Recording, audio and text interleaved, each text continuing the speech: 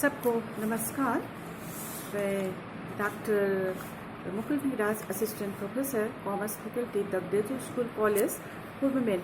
आज का विषय है, आज मैं पीजी सेमेस्टर थर्ड और सब्जेक्ट बिजनेस एनवायरनमेंट में आज मैं आप लोगों को आज का विषय है, जो टॉपिक लिया है वो है meaning, objectives and methods of qualitative techniques और direct credit control of monetary policy. तो सबसे पहले हम देखेंगे कि ये मौद्रिक नीति के अंतर्गत जो उपाय हैं, जो आपके टेक्निक है, विधि है, तो उसमें आपको मैंने पहले क्वांटिटेटिव टेक्निक्स के बारे में बताया था, मात्रात्मक तकनीक के बारे। आज मैं आप लोगों को बतलाऊंगी कि क्वालिटेटिव टेक्निक्स और डायरेक्ट क्रेडिट कंट्रोल क्या है, गुणात्मक विधि या प्रत्येक साख नियंत्रण क्या है। साख नियंत्रण के ऐसे उपाय जो किसी निश्चित क्षेत्र को प्रत्यक्ष रूप से प्रभावित करने के उद्देश्य से किए जाते हैं, गुणात्मक साख नियंत्रण कहलाता है।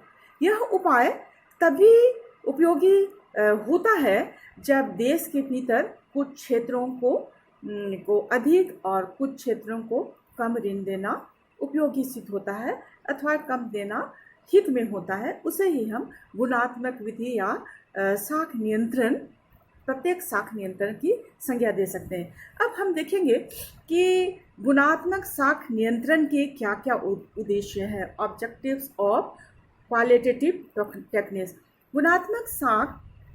गुणात्मक विधि या साख नियंत्रण के मुख्य उद्देश्य इस प्रकार से है। नंबर 1, अर्थव्यवस्था के किसी एक या कुछ क्षेत्रों को प्रभावित करना। दूसरा, देश में साख की उत्पादक एवं अनुत्पादक आवश्यकताओं में अंतर करना। तीसरा, निर्यात को प्रोत्साहित एवं आयात को हतोत्साहित करना। और चौथा है, लाभकारी क्षेत्र अर्थात उत्पादक को अधिक ऋण तथा अलाभकारी अर्थात उपभोक्ता वस्तुओं को कम ऋण देना।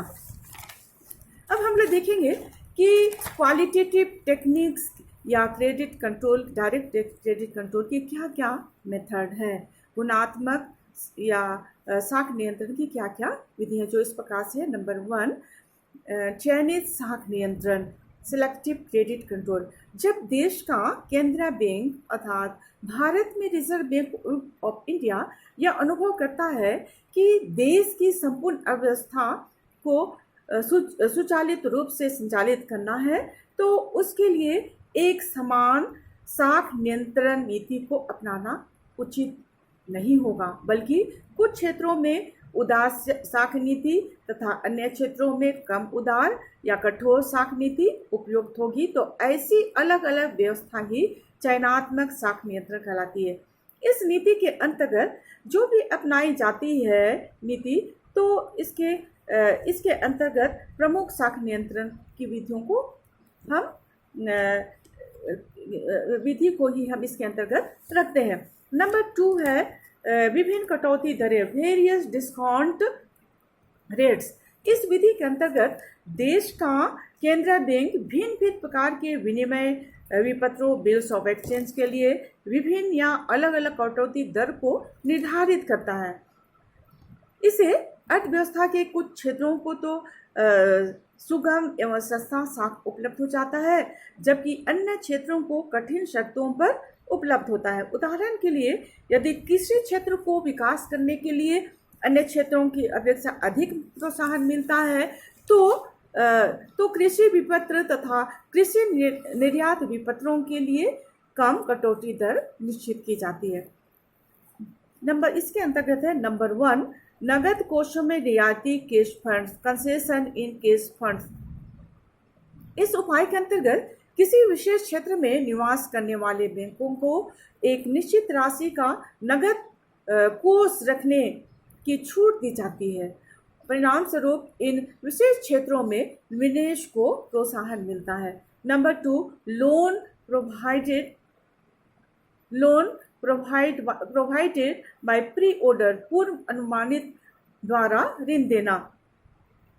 कभी कभी देश का केंद्रीय बैंक अर्थव्यवस्था के कुछ क्षेत्रों में साख विस्तार को सीमित करने के उद्देश्य से व्यापारी बैंकों पर यह नियंत्रण लगा रहता है कि एक निश्चित राशि से अधिक मात्रा में ऋण देने पर उसकी अर्थात कि केंद्रीय बैंक की अनुमति लेना अनिवार्य होगा। ऐसी दशा में केंद्रीय बैंक ऋण की आवश्यकता एवं साख के प्रभाव को ध्यान में रखकर निश्चित सीमा से अधिक राशि का निर्धारण करता है। नेक्स्ट है, तीसरा है ऋणों पर प्रतिबंध, रेस्ट्रिक्शन ऑन लोन्स। देश का केंद्रीय बैंक यदि कुछ वस्तुओं की प्रतिभूतियों पर उपलब्ध साख की सुविधा पर रोक लगाना चाहता है तो वह ऐसे ऋणों पर प्रतिबंध लगा देता है। उदाहरण के लिए बैंक में खाद्यान्न की कीमतों में यदि वृद्धि हो जाती है तो कीमतों में वृद्धि रोकने के लिए रिजर्व बैंक द्वारा व्यापारिक बैंकों को या आदेश दिया जा सकता है कि वे अनाज संग्रह हेतु व्यापारियों को ऋण न दे। चौथा है उपभोक्ता साख का नियमन, रेगुलेशन ऑफ कंज्यूमर्स क्रेडिट। इस प्रकार के साख नियमन का आशय टिकाऊ तथा मूल्यवान वस्तुओं को क्रय करने हेतु दिए जाने वाले साख नियंत्रण से होता है। वर्तमान में कई देशों में motor car, television, motorcycle, fridge आदि ऐसी टिकाऊ वस्तुएं हैं जिसके संबंध में उधार या किस्तों के आधार पर ये बेची जाती है। और अर्थव्यवस्था में तेजी के दिनों में उपभोक्ता साख का संकुचन किया जाता है जबकि मंदी के दिनों में इसका विस्तार किया जाता है। इस उपाय के अंतर्गत केंद्रीय बैंक द्वारा उपभोक्ता साख पर कुछ नियंत्रण लगा दिए जाते हैं और इसमें साख की कुल राशि या मात्रा का निर्धारण, किस्तों की संख्या, भुगतान अवधि का निर्धारण आदि उपाय मुख्य रूप से किए जाते हैं। नेक्स्ट है आपका 5, आयात पूर्व जमा, डिपॉजिट बिफोर इंपोर्ट। साख नियंत्रण का यह उपाय देश में आयात को कम करने या हतोत्साहित करने के उद्देश्य से किया जाता है। इस उपाय के अंतर्गत आयातकर्ता को आयात लाइसेंस देते समय ही आयात मूल्य का एक निश्चित प्रतिशत केंद्रीय बैंक के पास में जमा करना पड़ता है। साख के विस्तार की दशा में इस आयात के लिए जमा राशि में कमी कर दी जाती है जिससे आयात में वृद्धि होती है। इसके विपरीत साख संकुचन करने के लिए केंद्रीय बैंक जमा राशि में वृद्धि कर देता है। नेक्स्ट पॉइंट है 6 पॉइंट, ऋणों की सीमांत आवश्यकताओं में परिवर्तन, changes is marginal needs of loans. इसके द्वारा कुछ विशेष उद्देश्यों के लिए दी जाने वाली साख की राशि को भी नियंत्रित किया जाता है। प्रायः बैंक उपयुक्त जमानत अर्थात सिक्योरिटी के आधार पर ऋण प्रदान करते हैं। बैंक जमानत के रूप में रखे गए माल को वर्तमान कीमत से कुछ कम राशि का ऋण देते हैं। जितनी कम राशि का ऋण दिया जाता है उसे ही सीमांत आवश्यकता कहते हैं। 7वां है, जब किसी वस्तु विशेष के लिए साख का संचलन करना है तो देश का केंद्रीय बैंक उस वस्तु की सीमांत आवश्यकता को बढ़ा देता है।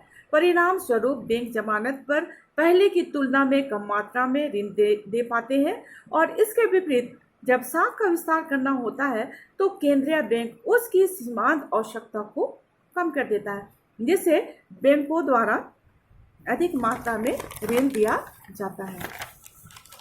नेक्स्ट पॉइंट जो है अगले लेसन में देखेंगे।